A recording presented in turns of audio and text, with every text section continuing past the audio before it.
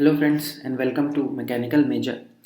आज हम पढ़ने वाले हैं पार्लियामेंट, जो कि हमारा 2 पार्ट में होने वाला है। आज हम पढ़ेंगे पार्लियामेंट पार्ट 1 और पार्ट 2। ये 2 भाग में मैं वीडियो आपके लिए बनाऊंगा। तो आज जो हम पढ़ने वाले हैं वो है पार्लियामेंट के सेशंस के बारे में, और कुछ टर्म्स हैं जिनको आपको जानना ज़रूरी है, जिनसे क्वेश्चन आपके बनते हैं। तो चलिए स्टार्ट करते हैं आज का वीडियो।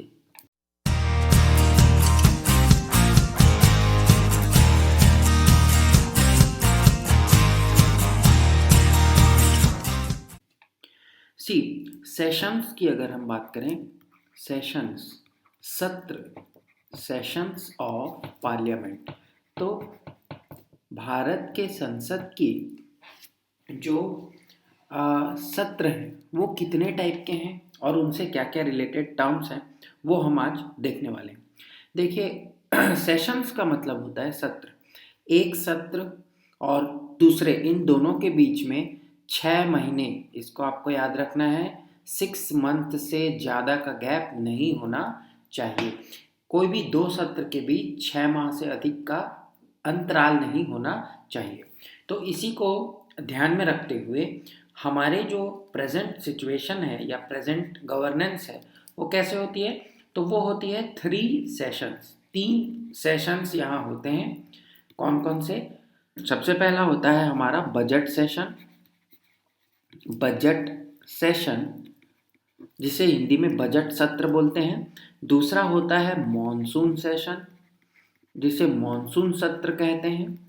और तीसरा होता है हमारा विंटर सेशन, जिसे शीतकालीन सत्र कहते हैं। तो बजट सेशन, विंटर से monsoon and winter session. Budget session इसलिए बोलते हैं क्योंकि इस समय बजट पारित किया जाता है। तो ये जनरली जो होता है वो फरवरी टू मई, इस बीच में आपको देखने को मिलेगा। देन मॉनसून सेशन की बात करें तो ये लगभग जुलाई टू सितंबर इस टाइम पीरियड में आपको देखने को मिलता है। और विंटर सेशन जो है वो नवंबर टू दिसंबर इस सेशन में, इस सत्र में देखने को मिलता है। बजट सेशन में बजट पास होगा, क्योंकि जुलाई के महीने में भारत में मॉनसून वर्षा की शुरुआत हो चुकी होती है, इसीलिए इसे मॉनसून सत्र कहा गया। और नवंबर और दिसंबर में भारत के अधिकांश क्षेत्रों में ठंड पड़ती है, इसीलिए शीतकालीन सत्र इसे कहा गया।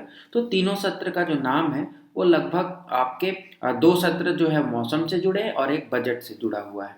आपको याद रखने में आसान होगा। और देखिए इन दोनों, किसी भी 2 सत्र के बीच में क्या नहीं होना चाहिए, 6 माह से अधिक का अंतराल नहीं होना चाहिए, इसीलिए 3 सत्र कराए गए हैं। देखिए नंबर ऑफ सेशंस ये कॉन्स्टिट्यूशन ने डिफाइन नहीं किया है।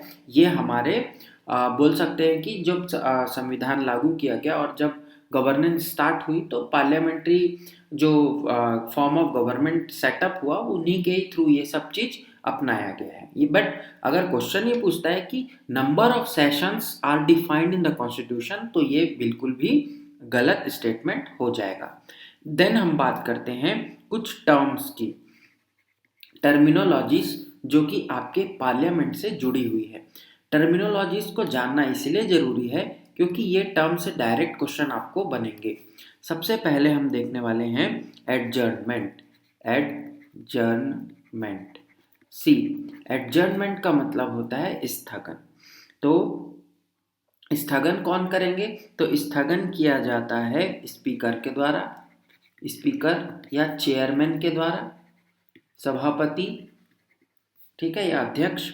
और ये किसके लिए रहता है? तो ये कुछ समय के लिए, स्पेसिफिक टाइम, निश्चित कालांतर के लिए, या तो वो आवर्स हो सकते हैं या फिर दिन हो सकता है, ठीक है, या फिर आपके हफ्ते भी हो सकते हैं, बट इसका जो टाइम पीरियड है वो फिक्स होता है। देन हम बात करें हमारे सेकेंड टर्म की, वो है एडजर्नमेंट साइन डाई। आपको थोड़ा सा टर्म टफ लगेगा, क्वेश्चन आता है यहाँ से। Adjournment sine die, sine die जो वर्ड यहाँ जुड़ा गया, स्थगन तो होगा लेकिन साइन डाई होगा। साइन डाई जो शब्द है वो आपको बहुत डीप में नहीं समझना है, बस ये समझ लीजिए यहाँ पर एक स्पेसिफिक टाइम पीरियड दिया हुआ है, बट यहाँ पर इनडेफिनाइट टाइम के लिए, इनडेफिनाइट टाइम के लिए क्या किया जाता है, स्थगित किया जाता है, अनिश्चित काल जिसको आप हिंदी में बोलते हैं। तो एडजर्नमेंट साइन डाइन क्या है, इनडेफिनेट टाइम पीरियड के लिए सेशंस को क्या किया जाता है, स्थगित किया जाता है, कैंसल किया जाता है। और ये भी कौन करेंगे, अगेन स्पीकर एंड चेयरमैन। ठीक है, अब आते हैं हम थर्ड टर्म में, प्रोरोगेशन। प्रोरोगेशन, प्रोरोगेशन जो शब्द है वो जब एडजर्नमेंट साइन डाई हो जाता है तो जो बिजनेस है हाउस का, मतलब कार्यकाल है जो सभाओं का, वो स्थगित हो जाता है और पूर्ण होता है, या स्थगित भी होता है बोल दीजिए। उसके बाद जब कुछ दिनों बाद, few days after, few days, जो प्रोरोगेशन का जो प्रोसेस है वो कौन करेंगे, प्रेसिडेंट। याद रखना है, कौन करेंगे, प्रेसिडेंट। सदन को क्या करते हैं, ये स्थगन प्रस्ताव करते हैं, स्थगन का एक प्रस्ताव है प्रोरोगेशन, और प्रेसिडेंट इसको करेंगे, एक नोटिफिकेशन जारी करते हैं जो प्रोरोग कर देगा सेशन को। उक्त सत्र को इस दिन से क्या किया जाता है, स्थगित किया जाता है, मतलब वो सत्र कंप्लीट हो चुका है, साइन डाई हो चुका है, प्रोरोगेशन का नोटिस फिर प्रेसिडेंट देंगे, इसको आपको याद रखना है। तो आप एक कोड लैंग्वेज बना लीजिए जो ए वाले टर्म है। देखिए एडजर्नमेंट, साइन डाइन और एडजर्नमेंट ये कौन करेंगे, स्पीकर करेंगे या चेयरमैन। देखिए चेयरमैन और स्पीकर में दोनों में अंतर नहीं है, लोकसभा में हम उन्हें स्पीकर बोलते हैं, चेयरमैन जो शब्द है वो कहाँ यूज होता है, राज्यसभा में, दोनों ही चेयरमैन ही होते हैं। तो ए के साथ एस आ जाएगा, एज, एज एक वर्ड होता है इंग्लिश का, वहां से याद रख लीजिए। और पी फॉर प्रोरोगेशन और पी फॉर प्रेसिडेंट, तो दोनों में पी और पी आपको दिखेगा। ये क्वेश्चन आपको पूछा जाता है कि प्रोरोगेशन जो है वो किनके द्वारा किया जाएगा। वहां पर स्पीकर भी होंगे, चेयरमैन भी होगा, ऑप्शन में प्रेसिडेंट होंगे, वाइस प्रेसिडेंट होंगे। वाइस प्रेसिडेंट तो खैर वहां नहीं देंगे क्योंकि वो फिर एक कंट्रोवर्शियल टॉपिक हो जाए, क्वेश्चन हो जाएगा। देन ये आता है डिसॉल्यूशन। डिसॉल्यूशन ये होता है विघटन, हिंदी में इसे विघटन बोलते हैं। लोकसभा को क्या किया जाता है, डिसॉल्व किया जाता है। 5 साल का उसका कार्यकाल है, अगर 5 साल का कार्यकाल वो पूर्ण करती है तो नेचुरली उसको क्या हो जाएगा, वो डिसॉल्व हो जाएगी। लेकिन अगर पहले मान लीजिए 5 साल के इस टेन्योर से पहले ऐसा कोई अल्पमत की स्थिति में आ जाती है सरकार, तो क्या होता है वहां पर फिर लोकसभा को डिसॉल्व किया जाता है, विघटित किया जाता है। और अगर लोकसभा विघटित होती है तो क्या होगा, न्यू इलेक्शन होगा, फिर से आम चुनाव होंगे, जिसे अगर बीच में होता है, मान लीजिए लोकसभा जो है वो कार्यकाल पूरा नहीं हुआ है, तो उसे आप मध्यावधि चुनाव बोलते हैं, मिड टर्म इलेक्शन कहा जाता है। और यदि 5 साल के बाद होता है तो उसे जनरल इलेक्शन या आम चुनाव कहा जाता है। ये सारा टर्म्स आपको याद रखना है, इसीलिए मैं आपको बार बार इन टर्म्स को हिंदी और इंग्लिश दोनों ही भाषाओं में बताता हूँ। देन जब भी ऐसा डिसॉल्यूशन का जो प्रपोजल है वो भी अगेन कौन करेंगे, तो प्रेसिडेंट इज द पावर, उन्हीं के पास ही पावर है, उन्हीं को ही शक्ति प्रदान की गई है कि वो प्रोरोग कर सकते हैं और डिसॉल्व भी कर सकते हैं। सी जब डिसॉल्यूशन होता है, चाहे वो 5 साल के बाद हो, मतलब नेचुरल हो, या फिर बिफोर टाइम हो, वहां पर आपको याद रखना है जितने भी प्रस्ताव वहां होंगे, जो भी बिल वहां पेंडिंग होगा, वो सारा बिल जो है वो डिसॉल्व हो जाता है। और फिर से अगर न्यू इलेक्शंस हुए, नई लोकसभा फिर से गठित हुई, तो वहां पर उन्हें फिर से प्रस्तुत करना पड़ता है। इसमें बहुत डीप में आपको नहीं जाना है, इतना याद आप रख लेंगे, इससे ज़्यादा क्वेश्चन आपको नहीं पूछेगा। देन आपको कुछ टर्म्स जानने चाहिए, जैसे क्वेश्चन आवर। अभी हमने टेस्ट जो लिया उसमें ये क्वेश्चन दिया था, हालांकि कुछ बच्चों का ये कहना था कि हमें सर क्वेश्चन जो है वो टेस्ट देना ज़्यादा अच्छा लगता है, तो हमने टेस्ट भी ऑर्गेनाइज किया था। अब बीच बीच में हर संडे को हमारा टेस्ट होगा, ये मैं आपको बताना चाहता हूँ। और इस संडे जो होगा वो हमारा मेगा टेस्ट होगा फॉर इंडियन पॉलिटी। आप सभी तैयार रहेंगे। क्वेश्चन आवर, जिसे हिंदी में प्रश्नकाल कहा जाता है, ये होता है फर्स्ट आवर, पहला घंटा। किसी भी सदन का जो पहला घंटा होता है, first hour of the sitting is called as the question hour. इसमें क्वेश्चन जो है वो पूछे जाते हैं, क्वेश्चंस पूछे जाने का मतलब ये है कि लोकसभा के प्रति मंत्रिपरिषद उत्तरदायी होता है। ये आपने पढ़ा होगा, सामूहिक रूप से वो लोकसभा के प्रति उत्तरदायी होते हैं। The council of ministers are collectively responsible to Lok Sabha and individually responsible to president. तो ये दोनों के लिए उन्हें जवाब देना पड़ता है। तो जो भी क्वेश्चन वहाँ उठाने हैं वो इसी क्वेश्चन आवर में उठते हैं। अब आपके मन में ये सवाल जरूर आएगा कि क्वेश्चन किस किस टाइप के होते हैं। तो सबसे पहला जो क्वेश्चन होता है उन्हें कहते हैं स्टार्ड क्वेश्चन। हिंदी में इसे कहते हैं तारांकित प्रश्न। तारांकित प्रश्न क्या होता है? मान लीजिए ये क्वेश्चन लिखा हुआ है, इसके सामने एक स्टार मार्क बना होगा, जैसे मैंने यहाँ बना दिया है, ऐसे ही वहाँ पर स्टार मार्क बना होता है। और स्टार मार्क के जो क्वेश्चन होंगे वो मिनिस्टर आंसर करेंगे। कैसे?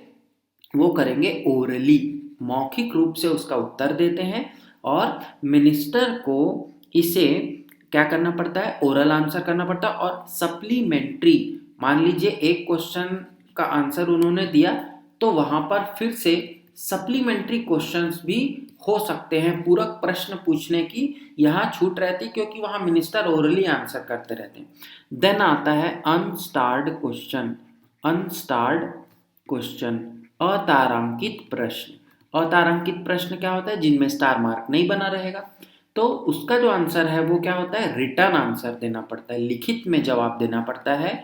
तो यहाँ पर भाई आप जब लिखित में जवाब देते हैं तो आपको सप्लीमेंट्री क्वेश्चन हो सकता है क्या? बिल्कुल नहीं हो सकता। जब आप वाइवा देने जाते हैं एग्जाम में तो आपको क्या कर सकते हैं? एक के बाद एक क्वेश्चन पूछे जा सकते हैं, मतलब सप्लीमेंट्री क्वेश्चंस आपसे पूछ सकते हैं। लेकिन जब आप थ्योरी पेपर देते हैं तो आपसे एक ही बार एक ही सवाल आता है, तो वहाँ सप्लीमेंट्री क्वेश्चन नहीं होता। यहाँ से आप याद रख सकते हैं। देन थर्ड होता है short notice question. Short notice question, इसे हिंदी में कहा जाता है लघु सूचना प्रश्न। लघु सूचना प्रश्न, इसके लिए जो भी मिनिस्टर हैं या जो भी क्वेश्चन पूछने वाला है उसे 10 दिन का पूर्व सूचना देनी पड़ती है और इसका भी जो जवाब है वो ओरली दिया जाता है। 10 दिन की पूर्व सूचना में ये शॉर्ट नोटिस क्वेश्चन, इसीलिए इसे नाम दिया गया है। तो क्वेश्चन आवर में ये सारी कार्रवाई होती है। देन नेक्स्ट हमारा जो इम्पोर्टेंट टर्म है वो है जीरो आवर। जीरो आवर बहुत इंपॉर्टेंट है। इसे हिंदी में शून्य काल कहा जाता है। जीरो का मतलब शून्य, आवर का मतलब काल। शून्य काल की जो शुरुआत है वो 1962 में कहाँ से हुई? तो इंडिया से हुई। भारतीय, ये क्या है? इनोवेशन है, भारतीयों के द्वारा ये चालू किया गया था। 1962 में इसे चालू किया गया। ये कब होता है? तो प्रश्न काल, क्वेश्चन आवर और एजेंडा, इन दोनों के बीच का जो समय है इसे ही हम जीरो आवर बोलते हैं। क्वेश्चन आवर और agenda of the day. Agenda of the day, दिन का जो मुद्दा है, जो उस दिन की कार्रवाई के लिए मुद्दा रखा गया है, उन दोनों के बीच के समय को हम शून्य काल बोलते हैं, जीरो आवर कहा जाता है। इतनी जानकारी आपको लिखना है। देन हम आगे बढ़ते हैं। नेक्स्ट है मोशंस, प्रस्ताव। क्लियर है? ये इंपॉर्टेंट है क्योंकि मोशंस आपको क्वेश्चन वहां पूछे जाएंगे।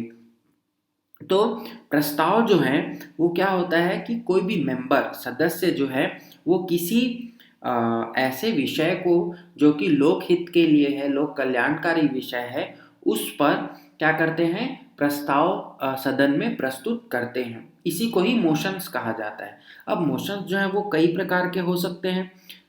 कई प्रकार से बोलने का मतलब ये है कि जो मोशन हमारे होंगे, मान लीजिए जो कोई सदस्य इसे प्रस्तुत कर रहा है, उसका उद्देश्य और उसके उद्देश्य के आधार पर ही इनका क्या कर सकते हो आप?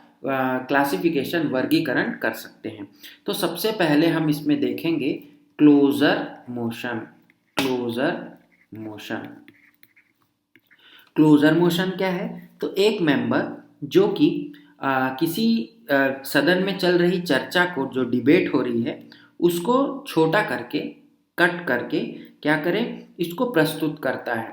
ठीक है, मतलब जो प्रेजेंट, जो हमारा क्या चल रहा है, प्रेजेंट जो डिबेट है, उसको क्या कर देगा? ये स्टॉप कर देगा और फिर उस मोशन को प्रेजेंट करेगा। तो उसे क्लोजर मोशन कहा जाता है। ये क्या होता है? इससे डिबेट जो है वो रुक जाएगी और जो मैटर है, जो भी मैटर जिस पर डिबेट चल रही है, वो क्या होता है, फिर वोटिंग के लिए, उसके मतदान के लिए प्रस्तुत किया जाता है। तो क्लोजर मोशन जो होंगे वो भी क्या होंगे, 4 प्रकार से होंगे। क्लोजर मोशन जो है वो इनके 4 प्रकार हैं। सबसे पहला जो प्रकार है वो है सिंपल क्लोजर। सिंपल क्लोजर, सामान्य जो है कटौती, ठीक है, सामान्य कटौती। इसमें क्या होगा, तो इसमें ये बोला जाएगा कि मेंबर के द्वारा कि डिस्कशन जो है वो कंप्लीट हो चुका है, पर्याप्त चर्चा हो चुकी है, अब इसे पुट टू वोट, इसे वोट के लिए रखा जाए। ये सिंपल क्लोजर है। देन सेकंड होता है closure by compartment. Closure by compartment. Compartment से यहाँ जो मतलब है वो ये है कि भाई मान लीजिए कोई बिल प्रस्तुत हुआ, उस बिल में 1 से लेकर के मान लीजिए 50 तक क्लॉजेज हैं, तो सारे को अगर आप डिस्कस करते रहेंगे तो समय जो है वो भी होता है, और कुछ इसमें ऐसे महत्वपूर्ण नहीं होते जिनको वहाँ शामिल करना पड़ता है। तो ऐसे में क्या करते हैं, अलग अलग कंपार्टमेंट्स, मतलब अलग अलग भागों में इन्हें विभाजित करके और इन कंपार्टमेंट्स को बना दिया जाता है, और बिल को क्लॉज बाय क्लॉज ना करके एक कंपार्टमेंट को प्रस्तुत किया जाता है और उसे वोट किया जाता है। तो इससे क्या होता है, टाइम जो है वो सेव होता है, समय की बचत होती है। Then third one is kangaroo closure. Kangaroo closure, आपने कंगारू तो सुना ही होगा। कंगारू जो कि ऑस्ट्रेलिया का क्या है, राष्ट्रीय पशु है। तो वहाँ पर कंगारू क्लोजर का मतलब ये है कि कंगारू क्योंकि छलांग मारता है, एक से दूसरे छलांग, दूसरे से तीसरे छलांग, तो ऐसा ये होता है कि एक एक क्लॉज को, जैसे मैंने यहाँ बताया कि 1 to 50 अगर क्लॉजेस हैं तो 1 to 50 को पूरा ना डिस्कस करते हुए कंगारू क्लोजर में क्या किया जाता है, ओनली जो बहुत ही इम्पॉर्टेंट है, मोस्ट इम्पॉर्टेंट क्लॉजेस, ठीक है, जो कि सबसे ज़्यादा जरूरी है उस बिल के, उन्हीं को ही क्या करते हैं, डिबेट में लेते हैं और उन्हीं को ही वोट किया जाता है। उन्हीं पर ही important clauses are voted upon, voted and debated, पहले डिबेट होगी फिर वोट होगा। और बाकी को क्या माना जाता है, बाकी को पास्ड मान लिया जाता है। इनके बीच में यहाँ पर के जो क्लॉजेज हैं उन्हें क्या मान लिया जाता है, उन्हें ऑटोमेटिकली अगर ये सारे पास हो चुके हैं तो उन्हें भी पास मान लिया जाता है। ये कंगारू क्लोजर है। और लास्ट में होता है गिलोटिन। क्वेश्चन यहाँ से पूछता है, चाहे आप कॉम्पिटिटिव एग्जाम्स दे रहे हो, पब्लिक सर्विस के दे रहे हो या टेक्निकल एग्जाम दे रहे हो जिनमें नॉन टेक्निकल का सब्जेक्ट जुड़ा है, गिलोटिन शब्द आपको देखने को मिलेगा। गिलोटिन जो है वो क्लॉज जो है, ठीक है, क्लॉजेस को क्या करेंगे, डिस्कस करेंगे, लेकिन मान लीजिए कोई ऐसा जो है जो छूट जाता है या समय यहाँ पर कम है, अगर टाइम जो है वो कम है और एजेंडा जो है वो हमारा बड़ा हो चुका है, समय हमारा कम है और सेशन जो है वो ख़त्म होने वाला है, तो क्या करते हैं, स्पीकर के द्वारा गिलेटिन शब्द जो है वो कहा जाता है, गिलेटिन क्लोजर। इसमें अनडिस्कस्ड या इंटरनल क्लॉजेस हैं जिनको डिस्कस नहीं भी किया गया है, उन्हें भी पास करा दिया जाता है। तो ये जो है वो गिलोटिन होता है। कंपार्टमेंट और गिलोटिन में फर्क है, आप थोड़ा सा उसको देख लेंगे। देन हम बात करें नेक्स्ट की, तो ये है प्रिविलेज मोशन। प्रिविलेज मोशन क्या है, विशेषाधिकार। प्रिविलेज, मान लीजिए कोई सांसद हैं, उन्हें सदन के द्वारा या संविधान के द्वारा उन्हें क्या दी गई है, विशेषाधिकार की शक्ति दी गई है, जिसे संसदीय विशेषाधिकार कहते हैं। जैसे कि मान लीजिए कोई मिनिस्टर है, उस पर कोई कार्यवाही होनी है, उस पर कोई कानूनी कार्रवाई होनी है, तो जब तक वो सदन में उपस्थित है उस पर कोई भी कानूनी कार्रवाई नहीं किया जा सकता, उसे गिरफ्तार नहीं किया जा सकता। ऐसे कुछ विशेषाधिकार सांसदों को दिया गया है हमारे संविधान के द्वारा। और इसी पर ही यदि कोई ऐसा मेंबर है वो अपने इन विशेषाधिकारों को क्या करता है, ब्रीच करता है। ब्रीच मतलब उनका उल्लंघन करता है, उसके एवज में और कुछ ऐसे कार्य करता है जो उसे नहीं करने चाहिए, तो ब्रीच ऑफ प्रिविलेज अगर ऐसा होता है, ब्रीच ऑफ प्रिविलेज होता है किसी मंत्री का या सदस्य का, तो उसके खिलाफ प्रिविलेज मोशन लाया जाता है। ठीक है। देन हम बात करें calling attention motion. Calling attention motion, इसे कहा जाता है ध्यानाकर्षण प्रस्ताव। ध्यान को आकर्षित करना, किसी भी मेंबर के द्वारा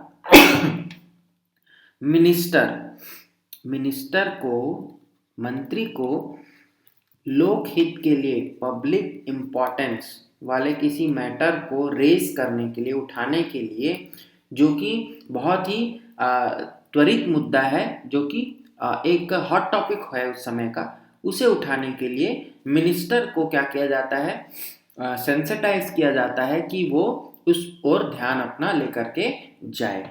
और इसका भी जो इनोवेशन है वो भारतीयों द्वारा ही किया गया, 1954 में इसे किया गया। और लेकिन शून्य काल की तरह ये नहीं है। शून्य काल जो है वो rules of procedure of Lok Sabha में मेंशन नहीं है, लेकिन calling attention motion rules of procedure में मेंशन है। ये दोनों में डिफरेंस है। ये बहुत डीप हो गया, फिर भी आप समझ लीजिए, जानना जरूरी है। देन आता है नो कॉन्फिडेंस मोशन। इसे कहते हैं हम अविश्वास प्रस्ताव। मोस्ट इम्पॉर्टेंट क्वेश्चन यहाँ से बनता है, क्योंकि अविश्वास प्रस्ताव केवल लोकसभा में लाया जाता है। अब क्वेश्चन आपके मन में आएगा कि राज्यसभा में क्यों नहीं? क्योंकि अविश्वास मत जो है वो सरकार के खिलाफ आता है, और सरकार जो है वो लोकसभा में काम करती है। राज्यसभा में सरकार जो है वो अपना, क्योंकि लोकसभा ही अगर विघटित होती है तभी सरकार का जो है वो डाउनफॉल या पतन आप बोलते हैं। तो लोकसभा में इसे सबसे पहली बात कि केवल और केवल लोकसभा में लाया जाएगा।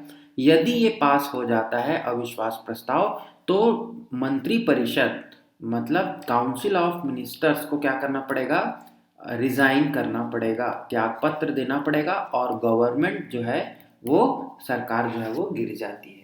तो नो कॉन्फिडेंस मोशन बहुत इंपॉर्टेंट है। फिर होता है सेंशर मोशन। सेंशर, CENSURE, सेंशर मोशन, हिंदी में इसे बोलते हैं निंदा प्रस्ताव। निंदा प्रस्ताव जो है वो भी वो लोकसभा में लाते हैं। ठीक है, निंदा प्रस्ताव लोकसभा में लाया जाता है, और या तो इसे इंडिविजुअल या फिर ग्रुप ऑफ मिनिस्टर मतलब मंत्री परिषद के खिलाफ, या फिर किसी एक मंत्री के खिलाफ भी लाया जा सकता है। और ये अगर पास होता है, मान लीजिए ये पास हो जाता है निंदा प्रस्ताव, तो गवर्नमेंट को रिजाइन नहीं करना पड़ता। यहाँ पर रिजाइन नहीं करना पड़ेगा, रिजाइन नहीं देना पड़ेगा, बट निंदा वहाँ होती है उस मिनिस्टर की। ये भी एक इम्पॉर्टेंट है, लोगों को पता चलता है। तो इससे जो है शासन और जो सरकार है उसकी उत्तरदायिता बढ़ती है। जो the government becomes more answerable to the public. Then आता है मोशन ऑफ थैंक्स। इसे धन्यवाद प्रस्ताव कहते हैं। नई लोकसभा का गठन जब जनरल इलेक्शन होता है, और पहले साल की पहली बैठक, फर्स्ट मीटिंग कब न्यू पार्लियामेंट की, नई लोकसभा की, और जब साल की फीजल ईयर की फर्स्ट मीटिंग, ये दोनों पे क्या होते हैं, प्रेसिडेंट क्या करेंगे, एड्रेस करेंगे।